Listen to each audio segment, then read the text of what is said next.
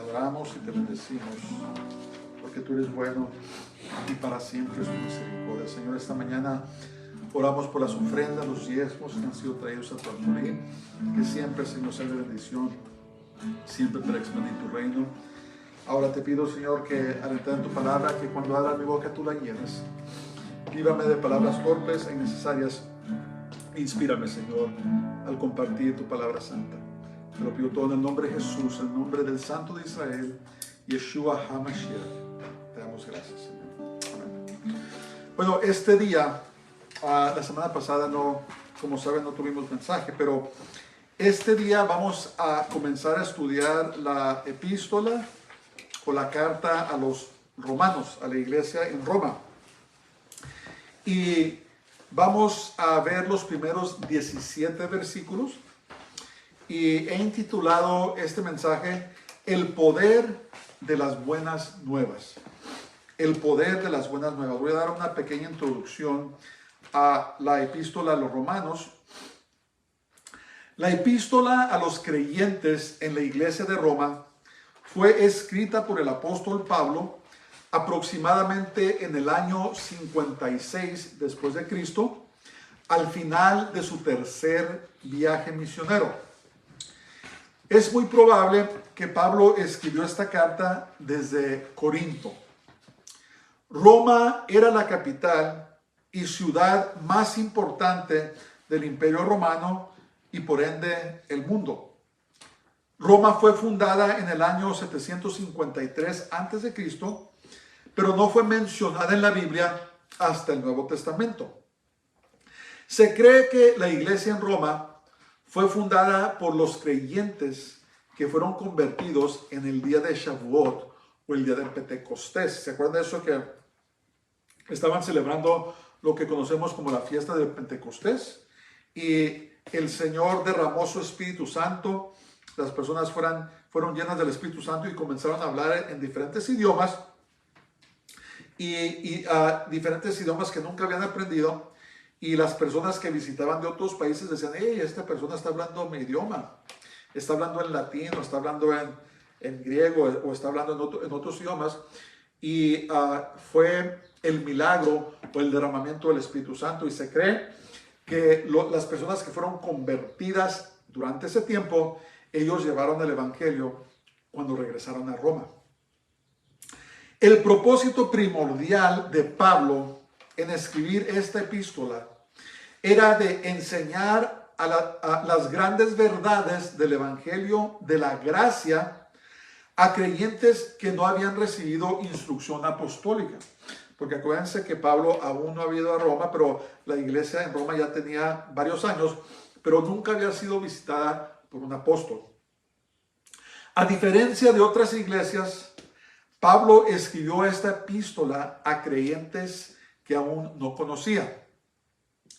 Otra diferencia notable es que Pablo no le escribió a la iglesia en Roma para corregirles de alguna enseñanza falsa o estilo de vida equivocado. En otras palabras,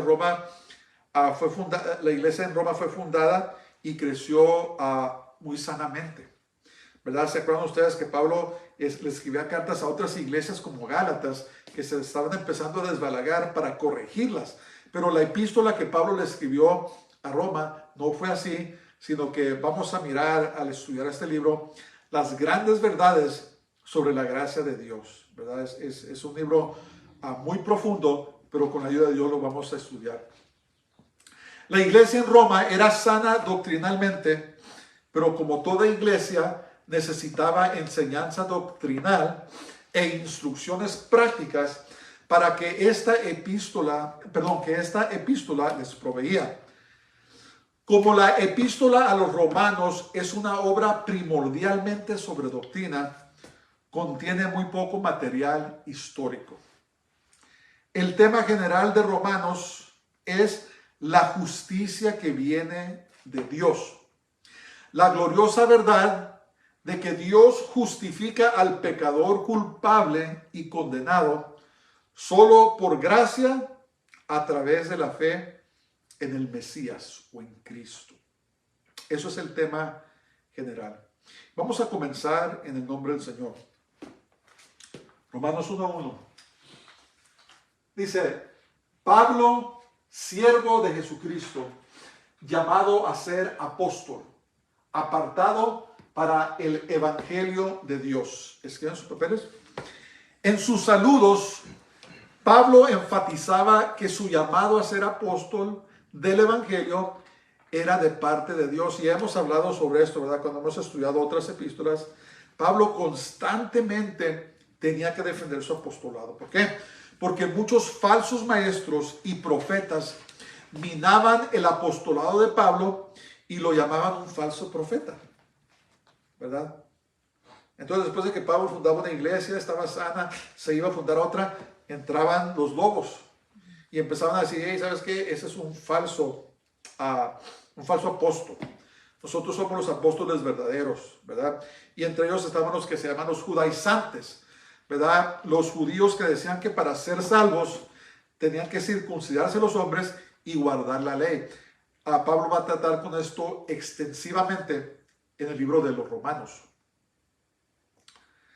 Apóstol significa alguien que es enviado. Es lo que significa. Y Pablo pues obviamente era alguien que era enviado por parte de Dios a los gentiles. La palabra evangelio viene del griego euangelion.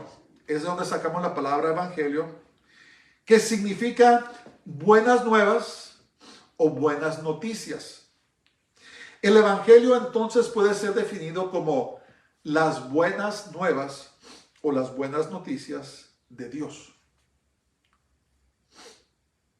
Jesús mismo apartó a Pablo para que predicara el evangelio primordialmente a los gentiles. Toda la iglesia no judía le debe el trabajo de Pablo de que ahora creen en Jesús, somos creyentes. Ninguna otra figura fue usada para expandir el evangelio por todo el imperio romano como lo fue Pablo. Era incansable Pablo. Cuando él era fariseo antes de convertirse, ¿cómo se dice? Era incansable en sus creencias, ¿verdad? Y era dedicado totalmente a lo que él quería, lo hacía con pasión, ¿verdad? Hasta persiguió a la iglesia de Dios, ¿verdad? Echándolos a la cárcel, los perseguía por todos lados.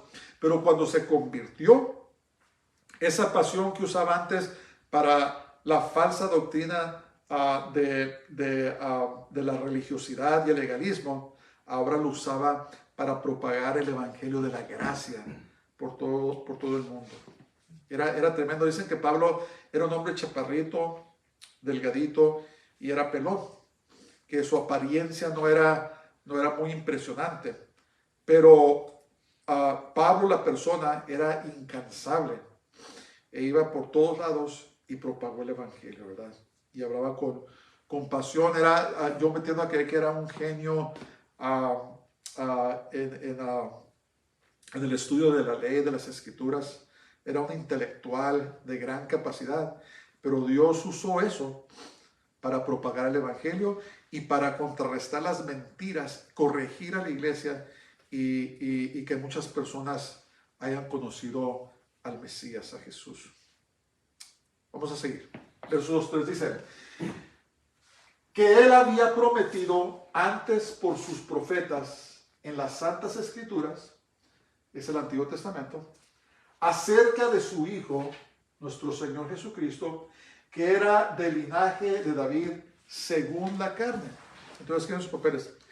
Jesús fue anunciado por todo el Antiguo Testamento. El Antiguo Testamento está lleno de referencias a Jesús, al Mesías. Los salmos, los profetas, en las crónicas, en el Pentateuco, el Tanaj.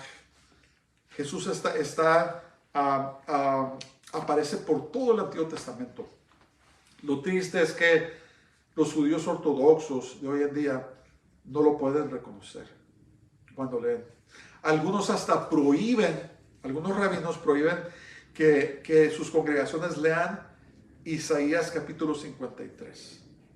Léalo para que se den cuenta por qué, porque ahí está claramente el siervo sufrido, Jesús, ¿verdad? Que primero tuvo que venir para pagar el precio de los pecados, del pecado del mundo, antes de regresar como un conquistador. Ahí está en Isaías 53. Por eso los judíos lo rechazan. Lo rechazaron cuando vino, y muchos lo rechazan hoy. ¿Por qué? Porque el Mesías que ellos esperan es un Mesías que va a venir y va a aplastar a sus enemigos y va a establecer su reino. Y sí va a suceder eso. Lo que no comprendieron ellos es que primero tenía que venir a tratar con el asunto del pecado. Ya vino, pagó el precio, y ahora todo el que pone su confianza en él, sus pecados son perdonados y alcanzan vida eterna. La mejor manera de evangelizar a un judío es aprenderse los pasajes en el Antiguo Testamento que hablan de Jesús, porque muchos de ellos, cuando hablamos con ellos, nos ha tocado evangelizar. En cuanto mencionan el Nuevo Testamento, le llaman el Berid Hadashah, o Nuevo Testamento, dice, no, dice, eso es la Biblia de los gentiles, ¿verdad? Pero lo que no entienden es que si lo leyeran, es que el Nuevo Testamento es hasta más judío que el Antiguo Testamento, ¿verdad? Comienza ahí en Mateo con la genealogía de Jesús, que desciende del mismo rey David, ¿verdad? Entonces, si tienen amigos judíos, apréndanse los pasajes en la Biblia donde se menciona Jesús, y pueden hablar con ellos. Si te dicen, no, me estás hablando de la Biblia de los gentiles. No, te estoy hablando de tu Biblia, de la Biblia de los judíos. Ahí está Jesús. Entonces, generalmente los judíos rechazan escuchar sobre el Nuevo Testamento porque es considerada la Biblia de los cristianos. Entonces, el verdadero Mesías tenía que descender de la tribu de Judá, ¿verdad? Uno de los títulos de Jesús es el león de la tribu de Judá. Cuando los judíos finalmente examinan el Nuevo Testamento, se dan cuenta que la genealogía de Jesús es contenida en los libros de Mateo y de Lucas. Interesantemente, una de las genealogías es por parte del linaje de José y el otro por el linaje de María o de Miriam, ¿verdad? Entonces, Jesús está conectado a la tribu de Judá hasta el linaje de David por los dos lados, ¿verdad? No hay vuelta de página. Él es el Mesías. Jesús no tan solo es miembro de la tribu de Judá, sino que desciende del rey David, ¿verdad? Y las profecías hablaban que del rey David, de ese linaje, iba a venir el Mesías de Israel, ¿verdad? Y es muy triste, es muy lamentable, porque el Señor nos concedió este año que pasó a finalmente ir a Israel. Y anduvimos por Jerusalén también, por las calles de Jerusalén. Nos tocó ir al muro de las lamentaciones, ¿verdad? Donde los judíos dicen que es el único muro que sobrevivió del templo, de los atrios del templo.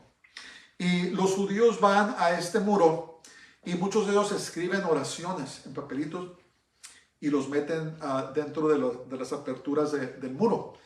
Y van y oran, ¿verdad? Y son sinceros en sus creencias, son muy apasionados, y cuando uno va ahí los mira orar y están orando con fervor.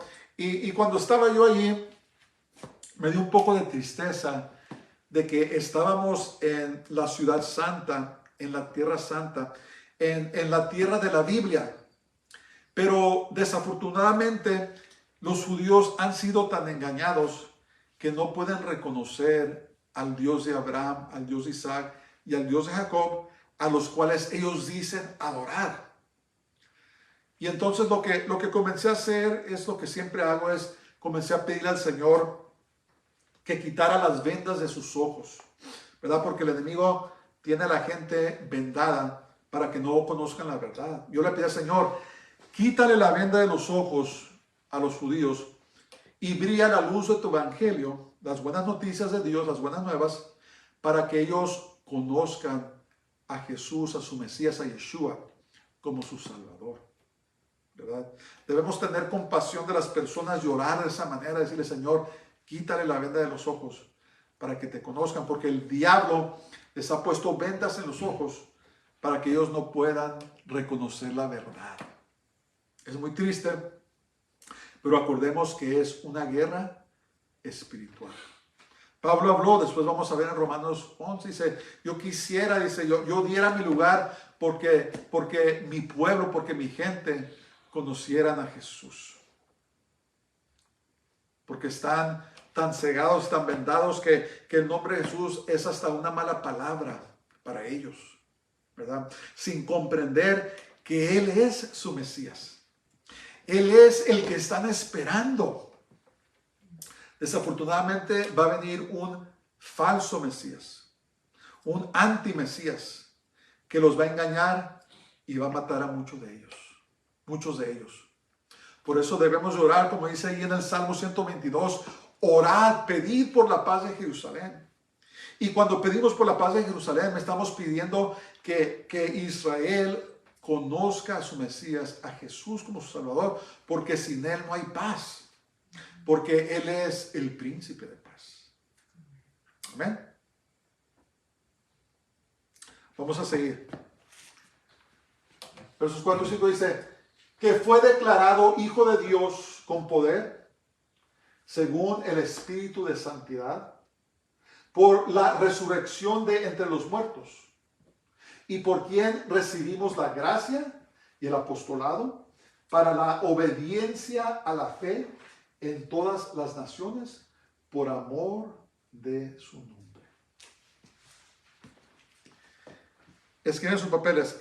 El título Hijo de Dios habla de la divinidad de Jesús.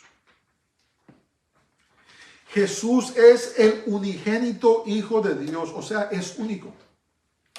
No hay nadie más como Él. Cuando a Jesús se le llama el Hijo de Dios, quiere decir que Él viene directamente de Dios. En su naturaleza, Él es Dios. Ningún hombre, ninguna mujer podemos llamarnos el Hijo de Dios o la hija de Dios. Somos un hijo de Dios o una hija de Dios. Pero el unigénito Hijo de Dios es solamente Jesús. Y por lo tanto, porque Él es el unigénito Hijo de Dios, Él viene de Dios y Él es Dios. Es igual a Dios. Es, por ejemplo, mi hijo, ¿verdad? Mi hijo viene de mí, por lo tanto, Él es igual a mí. Él es parte de mí. Yo soy humano, mi hijo viene de mí y por lo tanto, Él es humano, ¿verdad? Jesús es el Hijo de Dios. Dios es Dios. Jesús viene de Dios, es parte de Dios y por lo tanto, Jesús es Dios. Es un título muy importante. Cuando le llaman el Hijo de Dios, están diciendo, Él es Dios. Es la misma naturaleza de Dios. Es parte de Dios. Viene de Dios. Por eso Jesús decía, yo y mi Padre una sola cosa somos. Es la misma naturaleza. Él es Dios. Y tenemos que entender eso. Hay muchas sectas, muchas cultas que niegan que Jesús es Dios. Uno de ellos, entre ellos están los testigos de Jehová, los mormones. Cuidado con ellos, porque se presentan al principio como algo muy bueno, pero después que se mete uno a su doctrina, se da cuenta que ellos rechazan de que Jesús es Dios. Pero no comprenden que su título, el Hijo de Dios, lo hace igual a Dios y por lo tanto, Él es Dios. El Hijo de Dios. Después podemos ver el título, el Hijo del Hombre, que también es un título de la divinidad de Dios. Y fue anunciado muchos años atrás ese título, el Hijo de Dios, el Hijo del Hombre. Fue anunciado desde muchos años atrás, desde escrituras muy antiguas, y hablan de la divinidad de Jesús. El evento que autenticó su reclamo de ser el Hijo de Dios fue su resurrección en el poder del Espíritu Santo. ¡Bum! Ahí quedó sellado todo. La muerte no tiene poder sobre él. La muerte tiene poder sobre nosotros, ¿verdad? A Jesús nadie le quitó la vida. Jesús dijo, ¿saben qué? Si yo quisiera, yo llamara legiones de ángeles y ahorita mismo se acababa esto. Dice, nadie quita mi vida, dice, yo la doy. Él dio su vida y murió, pero murió por una razón muy especial, para pagar el precio de nuestros pecados. Y al morir y al ser ofrecido como un sacrificio de pecado y al resucitar, entonces Él terminó y selló el trabajo necesario para que los pecados de la humanidad fueran perdonados. Entonces ahora nosotros, los que ponemos nuestra confianza en Jesús, nuestros pecados son borrados y son perdonados. Es muy serio. Dios tiene que tratar con el pecado. ¿Cómo quieres que trate con tu pecado? ¿Quieres recibirlo, servirlo a Él y que tus pecados sean borrados? ¿O algún día estar de pie delante de Él y que te juzgue por tus pecados? Porque el pecado tiene que ser juzgado.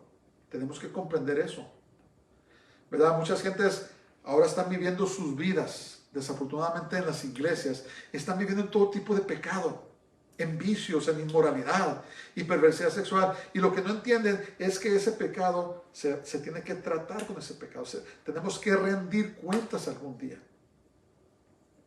Entonces, el sacrificio de Jesús es de que cuando ponemos nuestra confianza en Él, cuando confesamos nuestros pecados, son perdonados, son borrados. Ya trató Jesús con los pecados en la cruz, porque Él dijo, hecho está terminado. Jesús perdona pecados, pero si estás viviendo tu vida en pecado deliberado, si estás viviendo lejos de Dios, no se han tratado esos pecados. No se ha tratado, es muy serio. Y si te llegas a morir y no te arrepientes y te entregas al Señor, o si estás viviendo en pecado, un día Jesús va a tratar con esos pecados, pero fuera de su sangre, fuera de su resurrección. Ahora Él va a pasar a ser tu juez y vas a ser condenado por esos pecados. Porque dice la palabra de Dios que la paga del pecado es la muerte, mas la dádiva de Dios es vida eterna por medio de Jesús, Señor nuestro. Amén. Entonces, cuando Jesús resucitó, autenticó que Él es Dios. Él es el Hijo de Dios. Como Pablo había previamente explicado, sin la resurrección de los muertos, nuestra fe no existiría. La tumba está vacía. Nosotros fuimos. Si vas a la tumba de Buda, ahí está Buda. Si vas a la tumba de Confucio, ahí está. Si vas a la tumba de Mohamed, ahí está. De cualquier religión cualquier líder de religión que tú pienses, pero cuando vas a la tumba de Jesús, no está. Ha resucitado. Fíjense lo que dice ahí la primera carta a los Corintios, capítulo 15, dice, porque si no hay resurrección de muertos, tampoco Cristo resucitó. Y si Cristo no resucitó, vana es entonces nuestra predicación, que estoy haciendo aquí predicando. Vana es también vuestra fe. Es el mismo poder del Espíritu Santo que recibimos para poder caminar en el camino de la fe. El mismo Espíritu que resucitó a Jesús es el mismo Espíritu Santo que ahora vive en nosotros y que nos da el poder para poder permanecer en la fe. ¿Por qué es importante esto? Porque nadie puede vivir una vida victoriosa hasta el final en sus propias fuerzas. Necesitamos el poder del Espíritu Santo. Y está disponible. Es disponible para todo creyente. Y el Evangelio está disponible también para todas las naciones. No hay ninguna raza que sea superior a otras. No hay ninguna persona que sea superior a otra persona. No importa. No importa si seas la persona más rica del mundo. No importa si seas la persona más educada del mundo. No importa si seas la persona más poderosa del mundo o si es la persona más sencilla. A lo mejor no tienes educación. No importa. El Evangelio está disponible a toda persona y a toda nación. La palabra de Dios dice que Dios no hace acepción de personas. Él no anda, ¿cómo se dice? Tomando preferencia por nadie. Dice, y será que el que llamare al nombre del Señor será salvo. Amén. Muy importante. Muy importante. Por eso los judíos que se creen superiores quieren poner abajo a los gentiles. Algunos de ellos los llamaban perros. Pero cuando llegó Jesús y cuando llegó predicando el Evangelio, dijo, hey, no, dice, ya no hay diferencia entre gentil o judío, hombre o mujer. Ya no hay diferencia. El que clame, el que llame al nombre del Señor, será salvo. Nadie es mejor que nadie más ni menos. No somos ni más ni menos que nadie más. Y así es como nos mira el Señor. Vamos a seguir. Dice, entre las cuales estáis también vosotros, llamados a ser de Jesucristo. Le estaba diciendo, hermanos gentiles, el Evangelio es para ustedes también. A todos los que estáis en Roma, amados de Dios, llamados a ser santos, gracia y paz a vosotros, de Dios nuestro Padre y del Señor Jesucristo. Ningún hombre te hace santo. ¿Verdad? Hay un proceso en la Iglesia Católica que supuestamente se hacen santos. Ningún hombre, ninguna mujer te puede ser santo. Eres santo por la sangre de Jesús. Cuando eres parte del reino de Dios, eres santo porque has sido apartado. Santo quiere decir apartado. Eres apartado del mundo. Y no ocupas que ninguna persona te diga que tú eres. Las personas no te califican. Lo que te califica es tu fe en Jesús. Escriben sus papeles. A menudo Pablo tenía que animar a los creyentes gentiles y protegerlos de los judaizantes. Es lo que estábamos hablando ahorita. ¿Verdad? Les decía a los romanos, ¿saben qué? No les hagan caso a esos falsos hermanos, a esos falsos apóstoles que vienen y les dicen que para ser salvos tienen que circuncidarse y tienen que guardar la ley de Moisés. Ellos mismos no la pueden guardar. Y querían poner esa carga sobre los hermanos. Y Pablo les decía, no, dice, ustedes son, dice, llamados a ser de Jesucristo, llamados a ser santos. Ustedes son parte del reino de Dios, son nuestros hermanos. Pablo enfatizó que los creyentes romanos eran parte de Yeshua, de Jesús, y apartados a ser santos, tanto como los creyentes judíos. Y luego Pablo los saludó con su saludo, que siempre saludaba, era gracia y paz. ¿Verdad? ¿Qué es la gracia de Dios? El favor inmerecido de Dios. Paz, que esa paz va mucho más de que no haya guerra o peleas. Paz está hablando de la paz que ahora tenemos con Dios. La reconciliación. El pecado nos separa de Dios, nos pone en contra de Dios. Dios está en contra de nosotros a causa del pecado. Pero cuando nuestro pecado es perdonado, cuando es reconciliado en la cruz, entonces ahora tenemos una relación con Dios y tenemos paz para con Dios. Por eso se lo da a Pablo gracia y paz. Vamos a seguir. Primeramente doy gracias a mi Dios mediante Jesucristo con respecto a todos vosotros, de que vuestra fe se divulga por todo el mundo, porque testigo me es Dios, a quien sirvo en mi espíritu en el evangelio de su Hijo, de que sin cesar hago mención de vosotros siempre en mis oraciones. Pablo los quiere ir a ver. Escriben sus papeles. No podemos tener acceso al Padre sino solo por Jesús. Es una enseñanza muy básica. Una de los pilares de la doctrina de la Biblia es que la salvación solamente es por Jesús. Tenemos que entender eso. Porque en este día, hoy en día, se ha propagado la falsa enseñanza en las iglesias de que todas las religiones, todos los caminos dirigen hacia Dios. Son mentiras. Jesús mismo dijo: yo soy el camino, la verdad y la vida.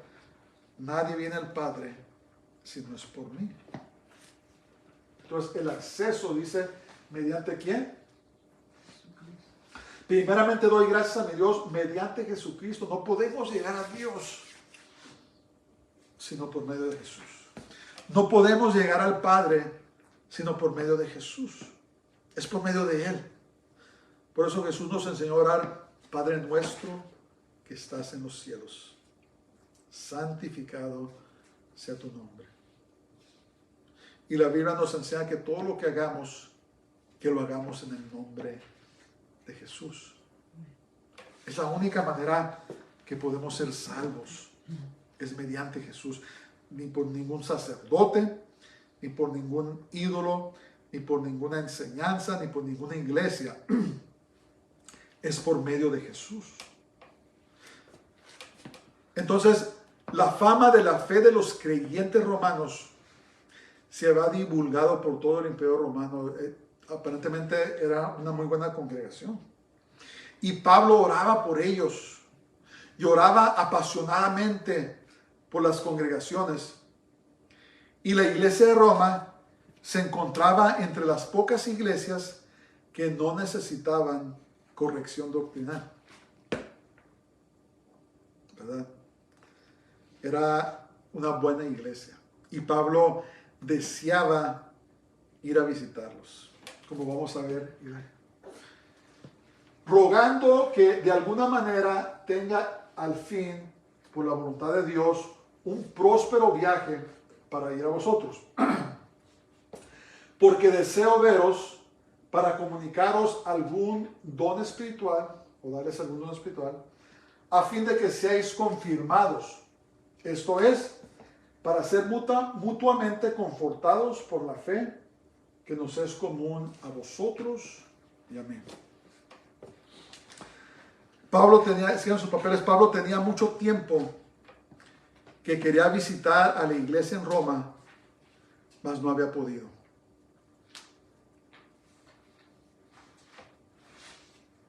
Hay una enseñanza muy importante aquí.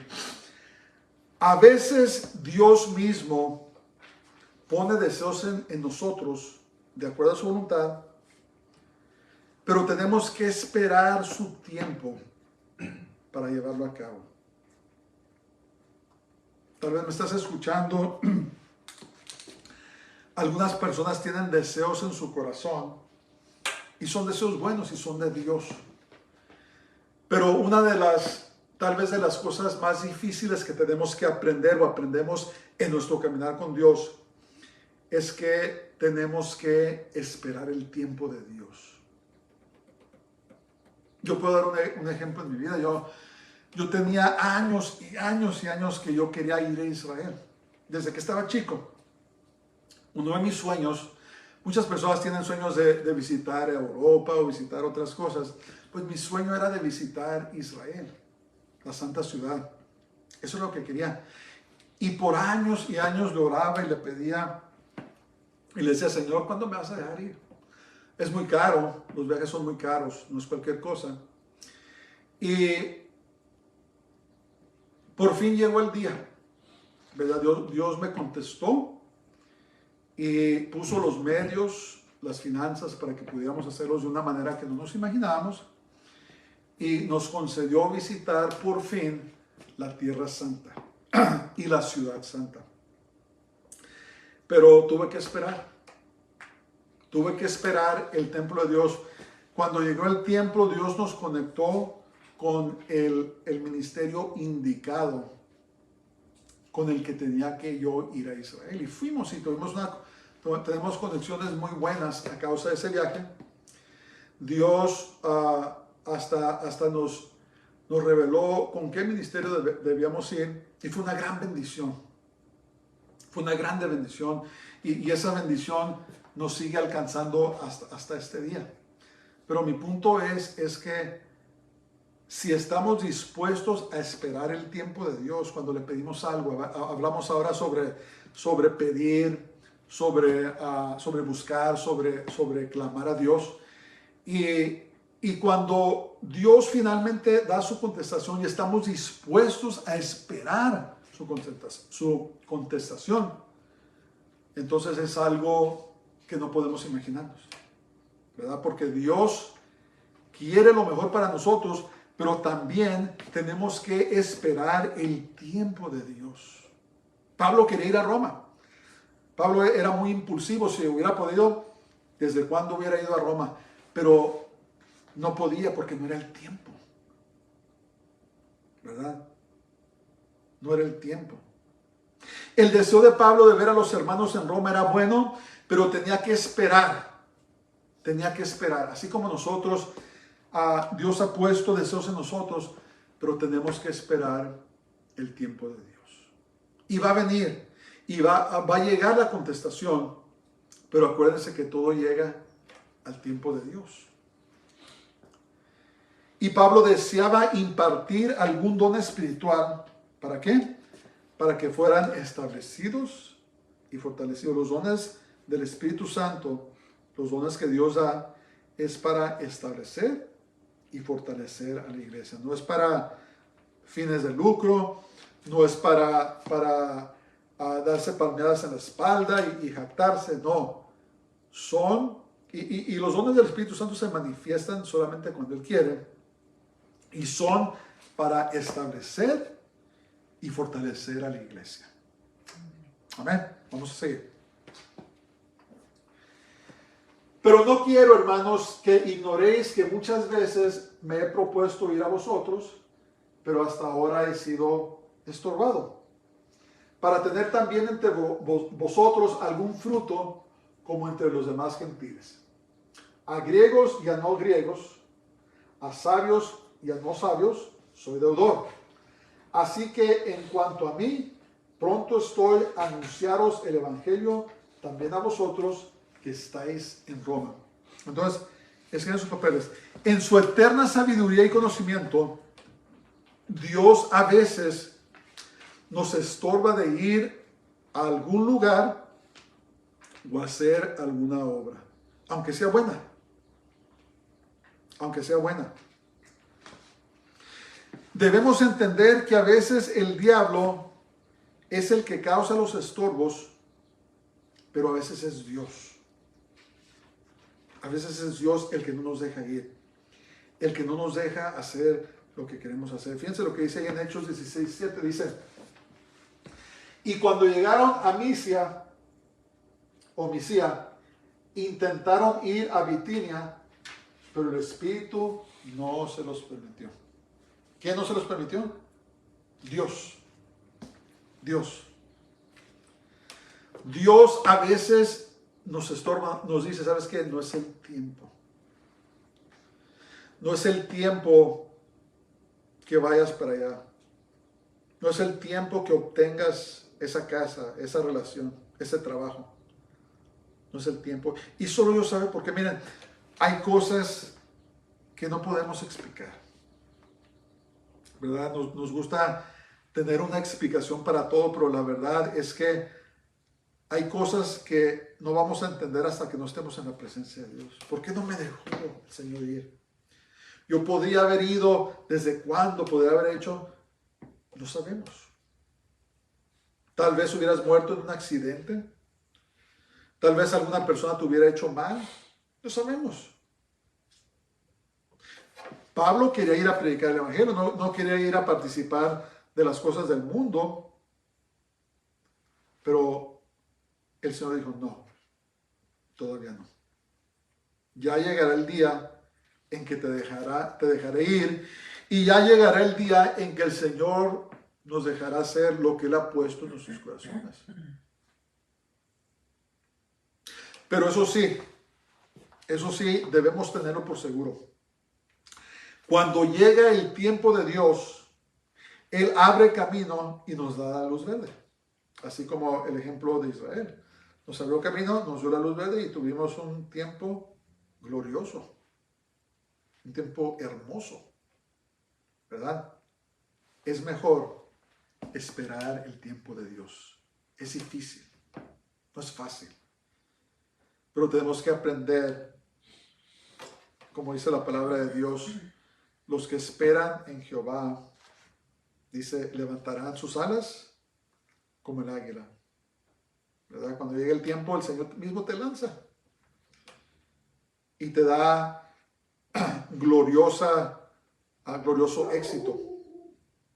Te da lo que necesitas, te da provisión, te da todo, te deja que disfrutes todo, porque esperaste el tiempo de Dios. Entonces, el evangelio que está hablando Pablo aquí es todo el consejo de la palabra de Dios. Los hermanos romanos ya eran salvos, pero dice, necesito ir a compartirles más para que sepan más sobre el consejo de la palabra de Dios. Entonces, el evangelio comienza con el mensaje de la salvación, pero eso es solo el comienzo. Los creyentes escuchan el evangelio, son salvos, pero tienen que seguir creciendo, ¿verdad? La salvación, el bautismo y todo lo que eso encubre es solamente el principio, ¿verdad? Hay una Biblia entera que aprender. Hay el resto de nuestras vidas para que aprendamos más sobre la palabra de Dios. Y por eso les digo, yo quiero ir a enseñarles, sí, escucho que todo va bien, pero hay cosas que necesito enseñar. Primeramente quiero ir a imponerles manos, a impartir dones para que sean afirmados, pero también quiero enseñarles más sobre la palabra de Dios. Los romanos, así como nosotros, como todos nosotros, necesitamos todo el consejo de la palabra de Dios. Y nunca dejamos de aprender. Si escuchas a un creyente que te dice, oh, ya lo sé todo, apártate, córrele. Porque entre más avanzamos en edad, más nos damos cuenta de que no sabemos nada, ¿verdad? Y que todavía hay mucho que aprender. No importa si tengamos 90 años en el evangelio, siempre hay algo que aprender. Bueno, vamos a ver versos 16 y 17. Dice, porque no me avergüenzo del evangelio, porque es poder de Dios para salvación a todo aquel que cree, al judío primeramente y también al griego. Porque en el evangelio la justicia de Dios se revela por fe y para fe, como está escrito, mas el justo por la fe vivirá. Por eso le puse este mensaje, el poder de las buenas nuevas o el poder del evangelio. Entonces, ¿qué ven sus papeles? La predicación de las buenas nuevas de salvación es lo que trae salvación a las personas. Escuchen esto. El mensaje del evangelio no necesita ayuda. Es más, muchas personas, muchas iglesias han diluido tanto el mensaje del evangelio que las personas en sus iglesias ya no son salvas. Lo único que les dicen es, haz esta oración y listo. Pero no les enseñan el mensaje del evangelio. Les enseñan otras cosas, cómo sentirse bonito, cómo vivir bien, cómo ser exitoso en la vida, pero no les enseñan el evangelio. El mensaje del evangelio es muy sencillo. Ahí está en la primera carta de los Corintios, capítulo 14, versos 3 y 4. Dice, porque primeramente os he enseñado lo que asimismo recibí, que Cristo murió por nuestros pecados, conforme a las Escrituras, y que fue sepultado y que resucitó al tercer día, conforme a las Escrituras. Jesús vino, vivió en este mundo, hizo grandes señales y milagros, pero pagó el precio de nuestros pecados. Fue muerto en la cruz por tus pecados y mis pecados. Y después de que fue sepultado, resucitó con poder y gloria. Necesitamos arrepentirnos, pedir perdón por nuestros pecados y recibir a Jesús como nuestro Salvador y vivir nuestras vidas para Él. No para el mundo, no para nosotros mismos, no buscando las cosas, las riquezas de este mundo, o la fama, o los placeres, sino vivir para Él. Ahora Él es nuestra vida. Él es nuestra pasión. Él es nuestro Salvador. Él es el blanco, la meta hacia la cual vamos marchando, es un día irnos a vivir con Él. Se pueden usar varios métodos y formas de presentar el Evangelio, pero debe de contener ese elemento: la vida, la muerte y la resurrección de Jesús. Muy importante. Eso es lo que salva a las personas.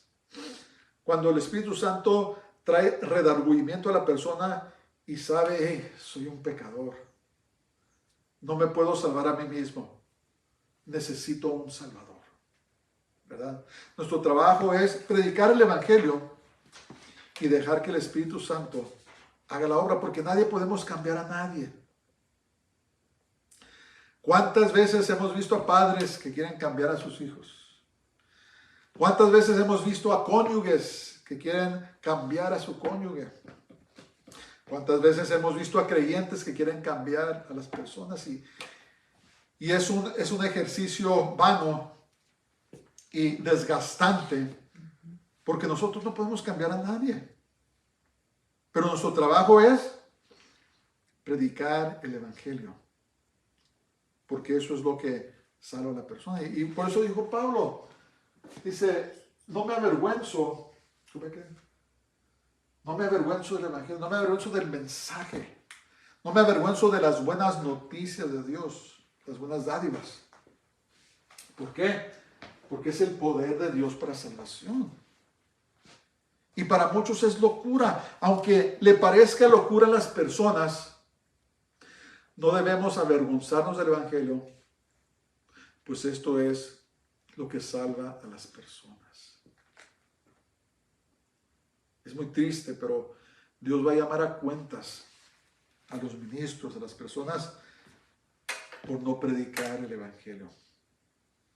Ahora se están predicando el pecado, se están llenando las iglesias de pecado con el tal llamado progresismo. En inglés lo llaman woke.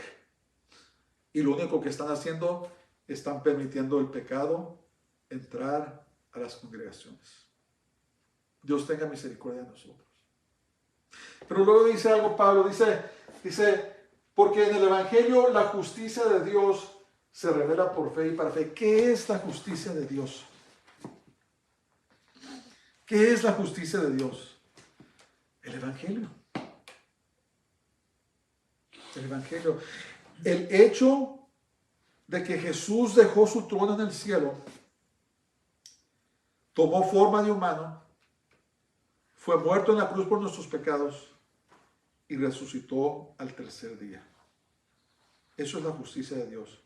De que Él tomó nuestro lugar y pagó el precio que nosotros debimos haber pagado, para que ahora, por fe en Él, nosotros seamos salvos. Esa es la justicia de Dios, ¿verdad? Y en la justicia de Dios entabla también su gracia y su misericordia. Si Dios fuera meramente justo, si no tuviera misericordia ni gracia, ¿qué creen?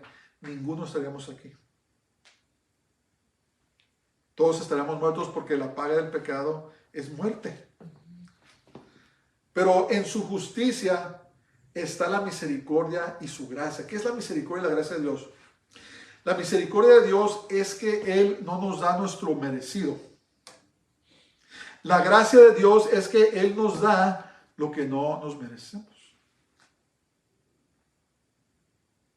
Entonces, Dios mismo abrió un camino, hizo un camino para que una vez más nosotros tengamos paz y estemos reconciliados con Dios.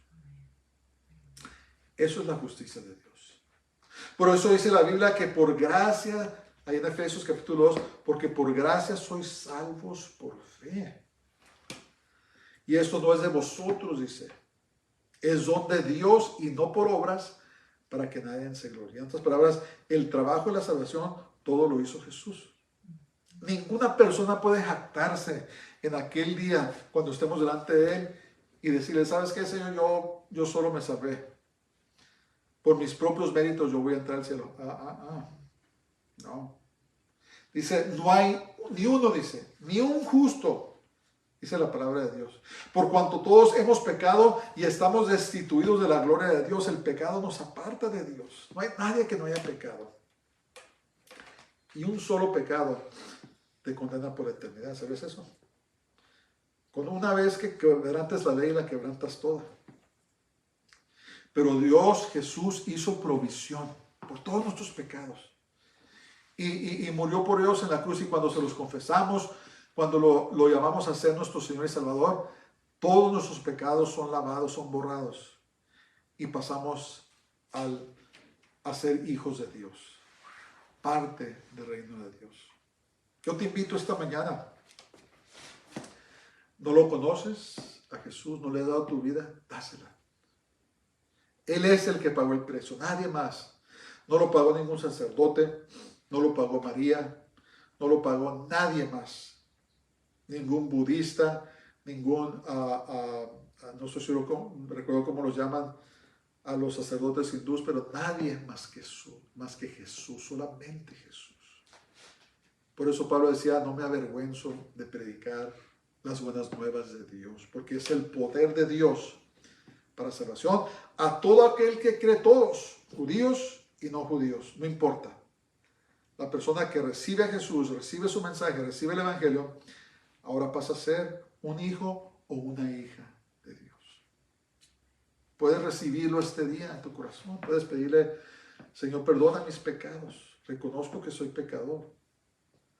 Lávame, límpiame, entra a mi corazón. Ya está el Señor de mi vida. Te entrego mi vida.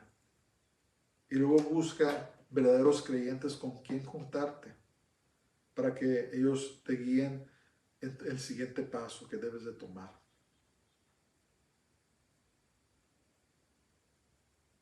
El hecho de que Jesús dejó su trono en el cielo y pagó el precio de nuestros pecados para que todo aquel que en Él cree sea salvo. Entonces, el justo por la fe vivirá. ¿Fe en quién? Fe en Jesús. Y hay mucho que hablar de eso, pero vamos a desarrollar este tema. Entonces, esta vez estamos viendo la justicia de Dios. La próxima semana vamos a ver la injusticia del hombre, del pecado.